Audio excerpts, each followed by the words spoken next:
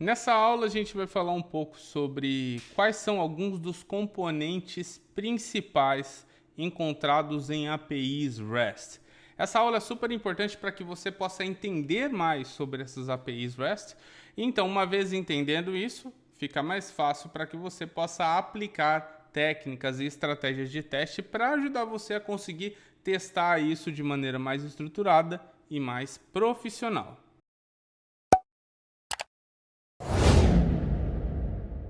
Vamos lá então, porque dentro da aula de hoje eu quero demonstrar para você um pouco mais sobre esse desenho que eu fiz aqui, para te mostrar alguns dos componentes que nós temos em APIs REST. Então a gente vai primeiro falar sobre endpoints, depois a gente fala sobre requisições e respostas, que são aí então basicamente compostas por cabeçalho e corpo. Depois a gente fala sobre métodos, meios de autenticação, status codes, ferramentas e por fim a gente fala um pouquinho sobre arquitetura, que vai ser o nosso gancho já para a próxima aula, ok? Começando aqui de uma maneira bem rápida, eu quero dizer para você que endpoints são basicamente os pontos nos quais uma aplicação vai se conectar à sua API REST, ok? Se você não sabe nada sobre APIs REST, eu recomendo fortemente que você assista a primeira aula dessa série para que você entenda melhor sobre o que é uma API REST, qual é o seu valor dentro do contexto atual da tecnologia, assim sucessivamente, ok? Mas pensa que um endpoint, ele basicamente é ali um ponto de acesso no qual uma aplicação vai se conectar à sua API. Quais aplicações poderiam se conectar às minhas APIs, Júlio? Outras APIs, aplicações web, aplicações mobile, aplicações desktop, televisões, sabe? Aplicativos para TV, videogames, smartwatches, diversos outros sistemas. Por que isso? Porque a API foi criada justamente para dar conectividade a outros softwares, para que eles se conectem e consumam o conteúdo dela, certo? Então, nesse contexto, os endpoints são alguns pontos nos quais um outro sistema vai se conectar à sua API.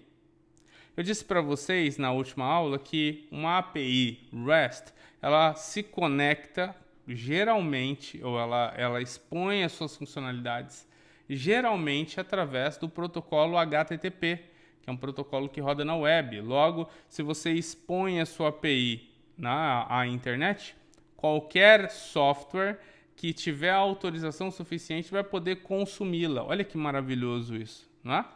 Então, quando eu falo de endpoints, a gente está falando sobre quais são os recursos disponíveis em uma determinada API REST.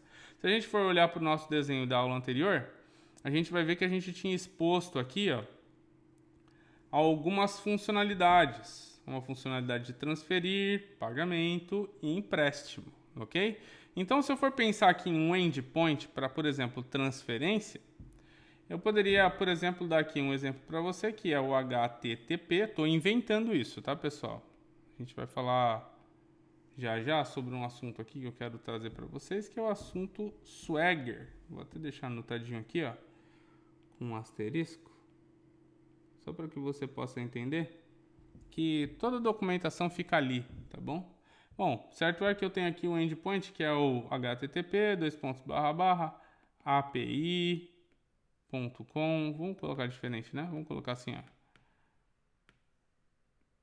jl.com/api/transferência. Entendeu? Então, esse daqui é o meu endpoint para acessar o recurso de transferência. Mas eu poderia ter outros endpoints aqui que fazem parte dessa API. Vou dar um exemplo aqui para você. Eu poderia ter aqui uma cópia aqui disso aqui, só que ao invés de transferência seria empréstimos, ok? Então veja, só aqui eu já tenho dois endpoints que estão disponíveis para minha API. Então basicamente é como você acessa os recursos da sua API REST, ok? Tem uma coisa bacana quando a gente fala de API REST, uma comparação em relação com uma aplicação normal de interface gráfica é que em uma interface gráfica você tem acesso às funcionalidades geralmente através do menu, não é verdade? Nas APIs não. As funcionalidades elas estão fragmentadas, ok? Cada uma tem ali o seu endpoint de acesso, entendeu? Todos os endpoints ou as funcionalidades que estão expostas naquela determinada API estão descritas em um documento chamado Swagger. Então o Swagger ele é um documento, ok? Acho que essa caneta está muito forte, né? Então o Swagger é um documento. Vou colocar aqui. É um documento de informações sobre a API REST, ok? Tem outras formas também de documentação, mas o Swagger é uma das mais conhecidas. Então, quando você quiser saber quais são aí os endpoints que fazem parte de uma determinada API que você quer testar, pergunta para o seu time, galera, onde está o Swagger? Eles vão te dizer e você vai lá encontrar, né, quais são esses endpoints, ok? Ótimo.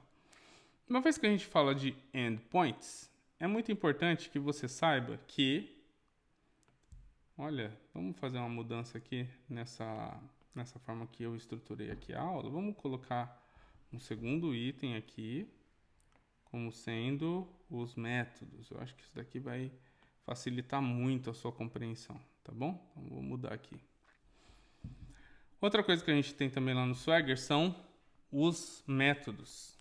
Métodos, basicamente, falam sobre qual é a intenção que você tem ao fazer uma chamada, uma requisição, acessar esses endpoints aqui, os recursos que estão lá dentro. Vou dar um exemplo que é o exemplo mais simplório para você. Se você, por exemplo, quer realizar uma transferência, para realizar a transferência, você precisa enviar informações sobre a transferência, não é assim? Você precisa informar quem é o destinatário, qual é o valor que você quer transferir, qual é a agência, qual é a conta, qual é, sabe? Tem várias informações, não é assim? Então, se você quer enviar informações para criar esse recurso, geralmente, tá? Eu vou falar geralmente, mas se você depois for cair mais profundamente nos seus estudos sobre a API REST, você vai perceber que não é apenas esse carinha aqui, mas geralmente se usa um POST, ok? POST é o método que é utilizado em conjunto com o seu endpoint na hora de você realizar uma chamada, né, ao determinado recurso, ao determinado endpoint, para que você possa dizer a sua intenção. Eu estou mandando informações para fazer, né, o registro de algo, entendeu? Júlio, só tem post? Não. Tem também put. Geralmente o post serve para que você possa enviar informações para geralmente registrar algo, mas você tem lá também o put, que vai servir para que você possa então alterar um determinado recurso, né, que você tem dentro daquele determinado endpoint. Então, post transferências iria registrar uma transferência. Put transferência seria como se você estivesse alterando uma transferência. Por exemplo, eu fiz um agendamento, certo? E com o put eu posso alterar o agendamento. Tá entendendo o que eu quero dizer? Outra coisa também que você pode ter é um get. Tá? Eu vou deixar aqui, ó, tem até umas cores. Geralmente quando você está trabalhando com APIs, então eu vou tentar reproduzir aqui certinho essas cores. Geralmente o post é até azulzinho e o get ele acaba sendo o verdinho, entendeu? O get é para busca de algum tipo de registro. Pode ser a busca de um registro ou de muitos, ok? Então pode ser qualquer um dos dois, um ou muitos registros. Por exemplo, quero buscar todas as transferências. É um get no endpoint de transferência, ok? Ou posso pegar uma transferência específica, que é uma transferência que é a transferência número 1. Então, no endpoint eu vou fazer transferência número 1. Isso daqui quer dizer que eu vou buscar, com o get, buscar uma transferência que é a transferência número 1. Mas pode ser que eu quisesse buscar também a transferência número 99. Entendeu? Então aqui, essa adição desses itens aqui no final faz com que ele mude. Outra coisa que você pode fazer também, geralmente em APIs REST, é utilizar um método chamado delete. Esse método chamado delete, adivinha para que serve? Ah, eu sabia que você ia adivinhar. Serve para que você possa remover um determinado elemento, né? Então a mesma coisa, se eu uso delete para barra transferência, barra 99, estou deletando a transferência número 99. Tá entendendo? Então, o método demonstra a intenção, ok? Enquanto aí o endpoint são as formas de você acessar aquilo, certo? Seria mais ou menos assim, só para ficar mais claro para você. São métodos. Júlio, tem mais métodos? Tem vários outros métodos. Tem o método patch, tem o método options, tem outros métodos, ok? Eu estou aqui falando para você apenas daqueles que são os mais conhecidos. Quando você for, por exemplo, fazer uma entrevista, definitivamente isso daqui vai cair, ok? Quando a gente fala de requisições e respostas, pensa no seguinte. Pensa que a gente tem... Deixa eu criar aqui uma nova folha para ficar mais claro aqui para a gente, tá bom? Pensa no seguinte, pensa que no final das contas, quando a gente está falando sobre APIs REST, o uso delas, né, dentro de um contexto de engenharia de software, a gente está falando que existe uma determinada aplicação, pensa que é uma aplicação que está rodando aqui no seu dispositivo móvel, ok? Que é aqui uma determinada aplicação financeira, ok? Aplicação financeira, e ela está rodando aqui, ó, no seu app. E aí você quer então que esse app que está conectado à internet, ok? Quer que esse app aqui que está conectado à internet, que ele faça uma conexão com a API, ok? A API está aqui. Vou até pintar ela de rosinha, né? Como a gente tinha visto na última aula, ok? Então esse app tem que se comunicar com a API para fazer a transferência. A API, então, por sua vez, se conecta com o nosso sistema, ok? Que está rodando lá em um outro servidor. Então, esse sistema aqui, que é o cérebro, né, da nossa aplicação, ele, então, pega essas informações e realiza realmente a transferência de valores aqui, ó, e depois devolve a informação para a API. Essa daqui é a nossa API. Ok?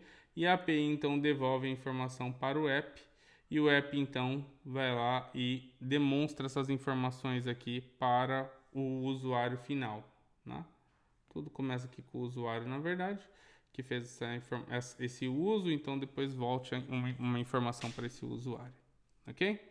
Então basicamente é isso daqui que acontece. Sistema. Só que se a gente for dar um zoom aqui e colocar uma lupa, o que está acontecendo na verdade? Aqui, ó, essa requisição é como se fosse aqui uma caixa, sabe? Essa caixa ela tem duas coisas. Ela tem um cabeçalho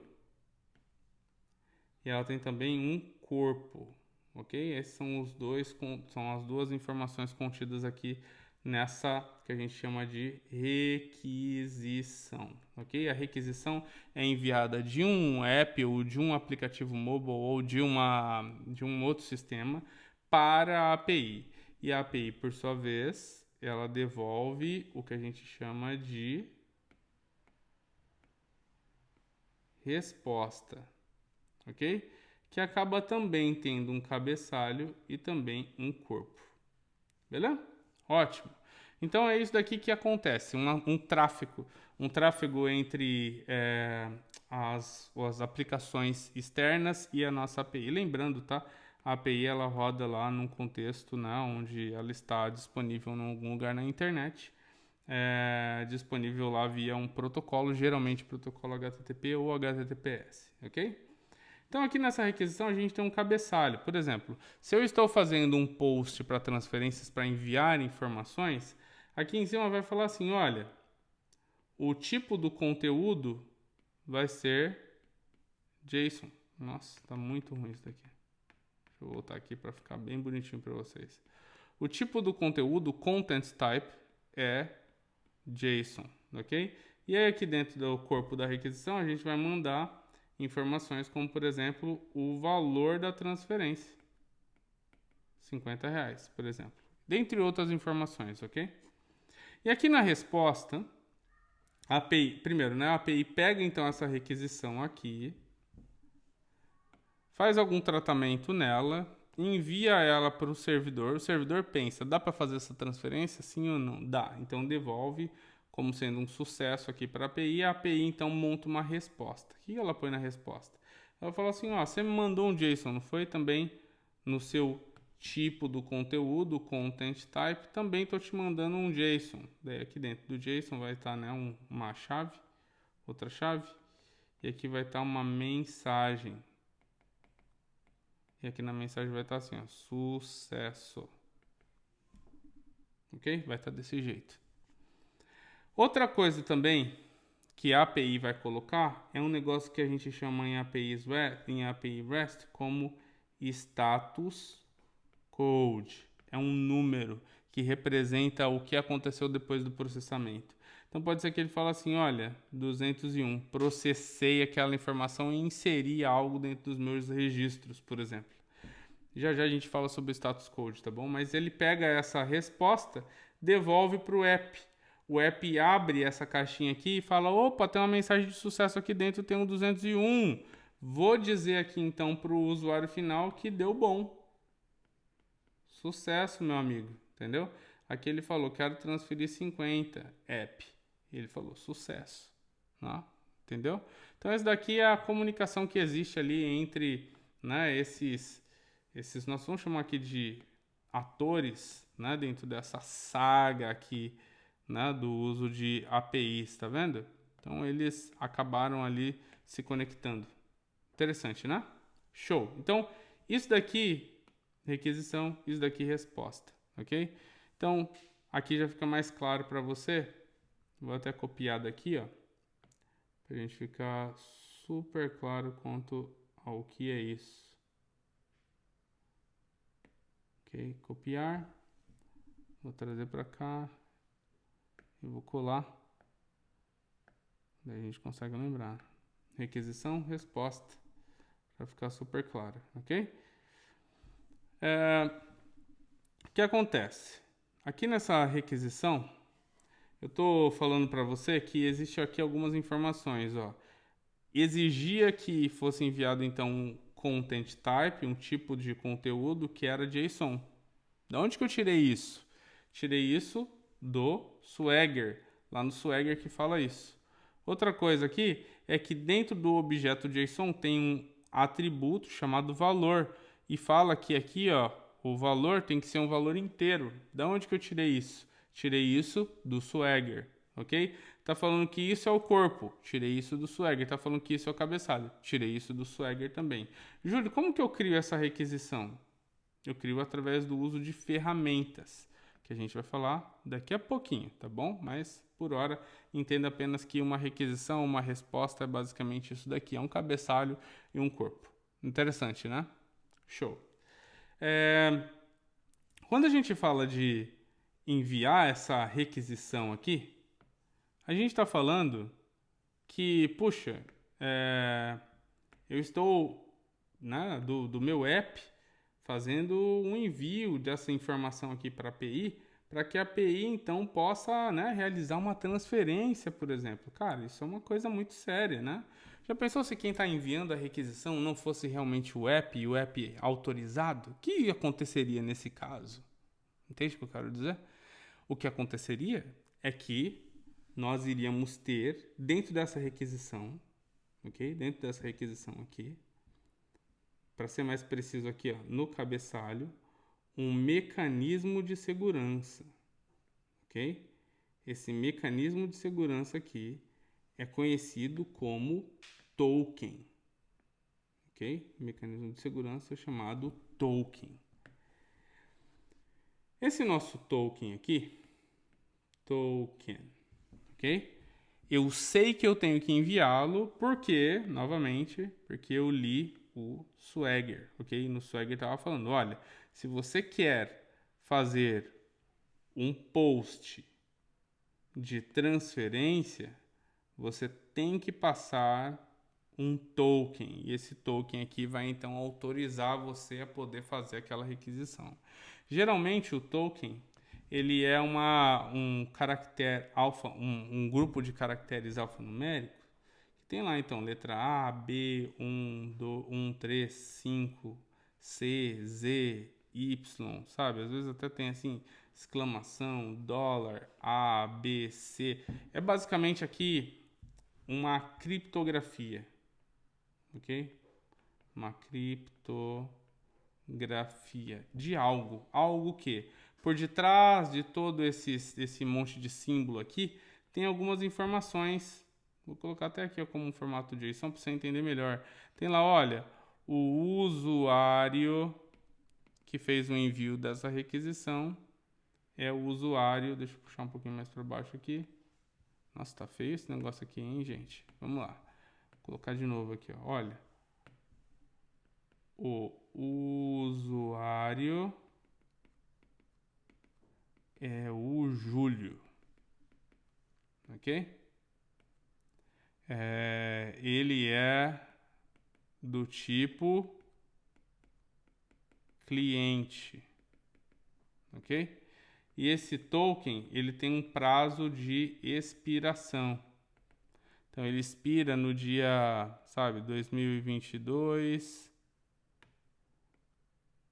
do 12 do 1, por exemplo. Entendeu? Essa é a data de expiração desse token aqui. Então, o token, basicamente, ele é esse mecanismo de segurança que vai ser trafegado aqui dentro da requisição. Então, eu envio esse token criptografado aqui dentro da requisição.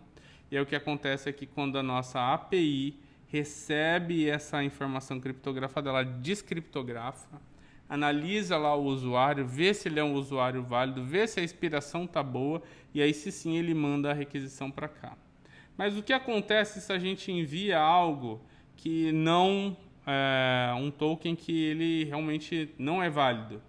Se o token não é válido, ok? Se esse token aqui ele não é válido, ou seja, a gente mandou um usuário que não existe, a gente tem lá um erro 401. Esse erro 401 significa não foi autorizado, ok? Ou seja, não foi autenticado, ou seja, esse usuário não existe, ok? Agora, tem outra coisa que a gente tem também dentro do... Isso daqui então deixa eu só marcar aqui de vermelhinho para você não esquecer. Okay? Então, quando o token não é válido, dá 401. Agora, tem outra coisa que pode acontecer também, que é assim. Pode acontecer que esse tipo aqui ó, era cliente, entendeu? Só quem pode fazer a transferência são administradores. Então, quando isso acontece, a gente tem um erro aqui, que é o erro 403. Bacana, né? Então, o erro 403 diz, olha, o seu token é bom, mas você é proibido de mexer aqui onde você está querendo mexer. Transferência não é para você, jovem. Entendeu? Bacana, né? Então, esses são alguns mecanismos de autenticação que podem existir aí para a gente também, ok? Show! A gente já falou aqui sobre alguns status codes. Status codes são esses códigos aí que significam algumas coisas. Ó, 201 significa criei, que significa criei algo no lado do servidor. 401 significa não te conheço, jovem. Ok? A gente tem um outro código ainda que é o 403.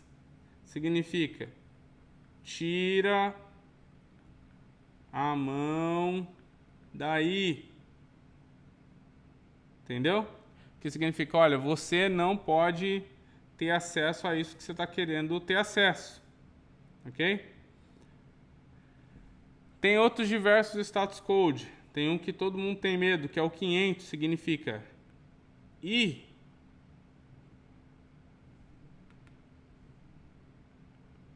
falha no servidor. Significa isso. Certo? Tem ainda outro status code, que significa assim, por exemplo, sabe quando você foi lá e fez um get de transferências, pegou todas as transferências? 200. Significa sucesso, jovem.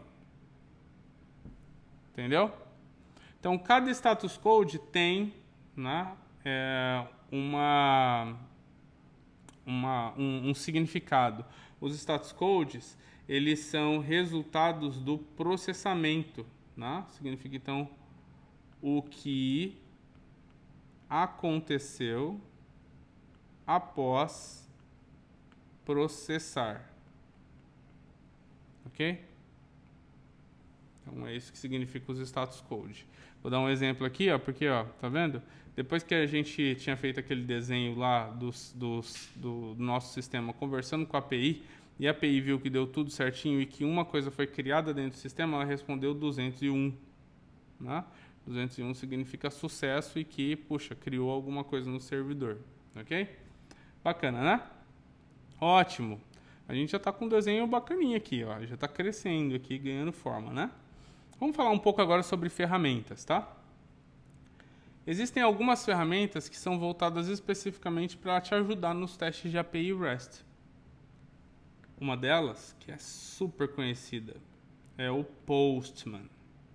Ok? Para que serve o Postman? Vou até colocar uma interrogaçãozinha aqui. Serve para duas coisas. Serve para que você possa manipular APIs REST. Ou seja, através do Postman, vou colocar que tem uma corzinha laranjinha aqui, que é a cor dele, tá? Através do Postman, você consegue criar requisições e enviá-las para certos endpoints da API REST, ok? Isso inclui cabeçalho, corpo, token, entre outras coisas que você pode fazer lá dentro. Você envia essas requisições. E quando você envia essa requisição, a API processa essa informação e devolve uma resposta que você também consegue ver no Postman. Bacana, né? Júlio, tem outras alternativas ao Postman? Tem. Tem um carinha chamado Insomnia. Ok? Esse carinha chamado Insomnia, ele também é um manipulador, né, de API REST. Então, ele também manipula APIs REST. Ok? Também manipula API REST. Júlio, qual é a diferença entre o Insomnia e o Postman? É justamente a nossa segunda parte aqui. Ó. O Postman, ele tem também suporte a... Vou colocar aqui da forma mais apropriada. Checagens automáticas. Ok? Também conhecido como testes automatizados. Ok? Tem isso aqui. Então você pode, por exemplo, dizer o seguinte, olha, primeira coisa, tá? Assim, para você entender bem. Quando você está usando o Postman para consumir uma API REST, você mata o app e no lugar dele você coloca o Postman. Ok? Então é o Postman, na verdade, que vai fazer o envio, tá? Que vai fazer o envio da... Deixa eu colocar assim para você entender bem entendidinho. É o Postman onde você vai criar a requisição e a requisição vai ser enviada para a API REST. Ok? E a API REST então vai criar a resposta e vai enviar a resposta direto lá para o Postman para você. Então é isso daqui que acontece quando a gente está falando do Postman, ok? Ótimo. O Insomnia, ou melhor, ainda falando do Postman, com o Postman você consegue vir aqui e falar assim, olha, quando eu receber a resposta, eu quero validar que o status code é 201. Então, dentro do Postman, você escreve uma checagem automatizada que você fala, olha, quero validar que o status code que veio na resposta é o 201. Não é interessante isso? Então, você faz isso de maneira automática, né? O Insomnia, ele já tem um modelo de testes automatizados nas suas versões mais novas, só que ainda é algo em maturação, ok? Esses testes escritos no Postman, depois eles podem até ser executados posteriormente por algum outro tipo de ferramenta, como por exemplo, uma ferramenta chamada Newman, ok? Que ele também está aqui junto com o Postman, Newman, que é para que você possa então executar os scripts do Postman. Bacana, né? Só que você também tem outras coisas. Sim, só para também ajudar você com as cores, quando você estiver procurando tudo isso, o Insomnia, ele costuma ser roxinho, tá bom? Quando você for pesquisar o link dele. Tem outras ferramentas também que são ferramentas mais rústicas, como por exemplo o Curl, ok? O Insomnia tem UI, ok? Interface gráfica. O Postman tem UI, interface gráfica também. O que significa interface gráfica? Tem uma telinha bonitinha. Agora o Curl, vou até colocar ele aqui com uma cor mais escura, só para você entender que ele é tudo via linha de comando. Então é linha de comando, ok? Então no Curl você escreve um comando, mais ou menos assim, curl, ok? -x, aí você fala post, e aí você vai lá e coloca qual que é o endpoint, entendeu? Então, tipo, é um negócio meio arcaico, sabe?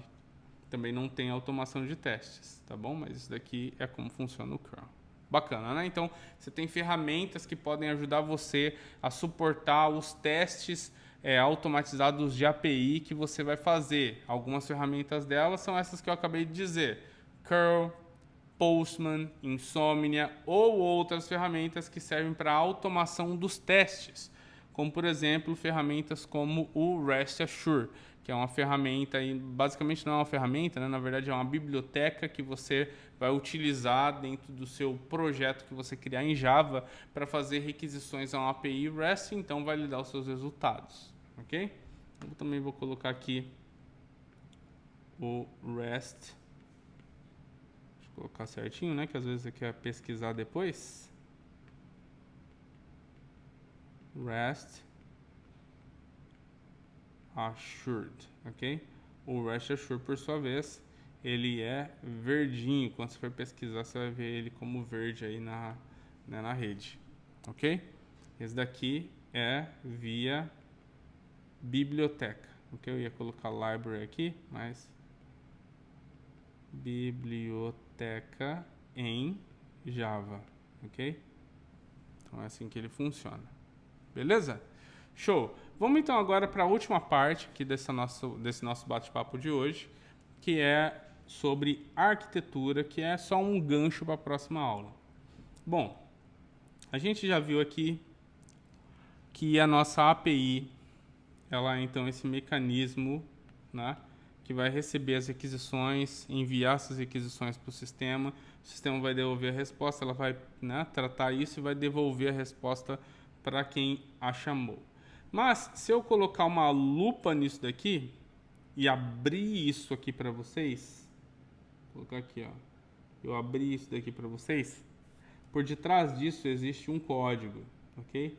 Esse código pode ser em qualquer linguagem de programação, Java, JavaScript, Python, ok? Etc. E dentro aqui desse código, a gente tem partes. Então, a gente tem, por exemplo, aqui uma parte chamada controller, ok? Esse controller, basicamente, é a parte que vai receber todas as requisições e vai enviar as respostas, ok? Então, esse carinha aqui são literalmente classes, né? Ou métodos dentro da linguagem de programação que você escolheu e que vai, então, receber as requisições e vai devolver as respostas. Esse controller, então, ele pega tudo que vem JSON, cabeçalho das requisições, abre elas e converte em algum tipo de linguagem para e enviar então para o que a gente chama aqui de back-end. Então, se a gente for parar para pensar, né, por detrás da nossa API existe uma mistura aqui do que está nos servidores, né, do nosso sistema com o que está implementado na nossa API, tá bom? Então, vou pintar aqui de rosa só para deixar aqui um pouco mais didático para você, tá? Então, ó, aqui está toda a questão do cérebro da nossa aplicação. Esse cérebro é dividido entre algumas camadas também, ok? Vou dar alguns exemplos para você. Service, que são classes que estão voltadas a lidar com as regras de negócio, ok? A gente também tem repositories, que são as classes e métodos que vão lidar com o uso de, por exemplo, bancos de dados, ok? Para salvar, persistir informações. É isso que os repositories fazem. Bacana, né? Outra coisa que a gente tem também são clients. Clients, ok? Esses clients... desculpem. Deixa eu voltar aqui para ficar mais bonitinho também, né? Os clients, eles são basicamente conexões com sistemas externos. Vamos dar um exemplo aqui. Vamos dizer que essa API fosse se conectar com a Amazon, ok? Então, era através de um client que a gente faria isso. Vamos dizer que ele fosse se conectar com a Cefaz, que é a Secretaria da Fazenda, né? Então, seria através de um client também. Então, clients são classes que vão aqui, então, representar esses serviços externos à nossa API REST, certo? Então, a API REST aqui dando esse zoom, ela é uma mistura disso. Se você, analista de testes e qualidade de software, entender isso, cara, isso daqui já te ajuda muitíssimo como arquitetura e é por isso que a gente vai falar sobre isso na nossa próxima aula, ok? Júlio, acho que eu entendi aqui então. Quer dizer que a gente tem dentro do Swagger a documentação de como eu faço para usar a API. A gente tem endpoints, que são caminhos disponíveis na internet para que eu possa fazer o uso da API. Os métodos fazem com que eu defina qual é a minha intenção. Quando eu estou, então, fazendo o envio de alguma requisição, eu tenho que ter essa representação da requisição em si, que é bem similar a uma caixinha que tem um corpo e um cabeçalho. Eu tenho que também informar os meios de autenticação para que eu possa me conectar à API. Também, depois que ela processou as informações, ela vai me trazer status codes. E depois disso, né, a gente também estudou aqui sobre ferramentas, que tem algumas ferramentas que podem ajudar a gente nesse contexto todo. E também existe ali uma questão relacionada à arquitetura, que basicamente diz como é que uma API ela é estruturada, né? Lembrando então que a API nasce do uso de um usuário usando um app. Esse app então envia uma requisição para a API então trata essa informação e conversa com outros sistemas, depois pega essas informações, cria uma resposta, devolve para o app e o app devolve essa informação para o usuário final. Bacana, né?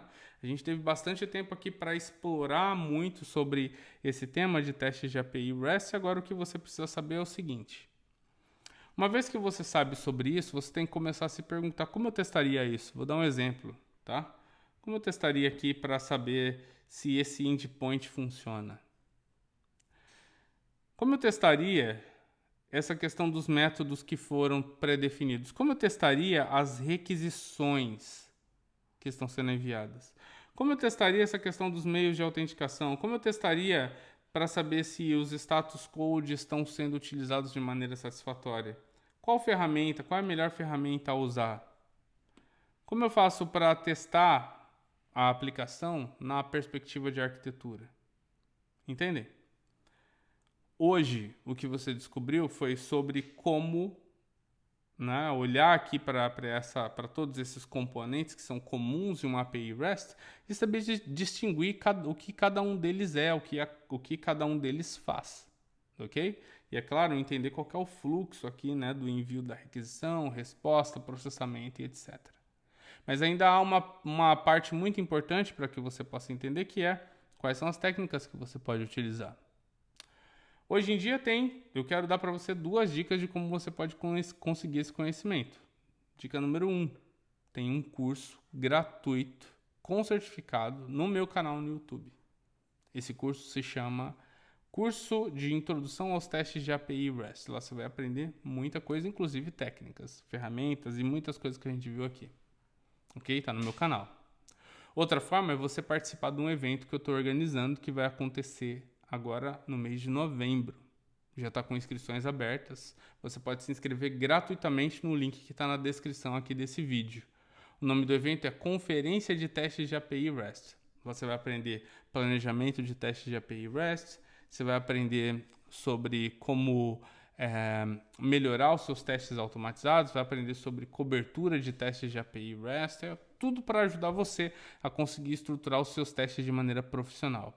Quer participar? Faça a sua inscrição através do link na descrição e eu tenho certeza que isso vai ajudar muito você dentro da sua carreira.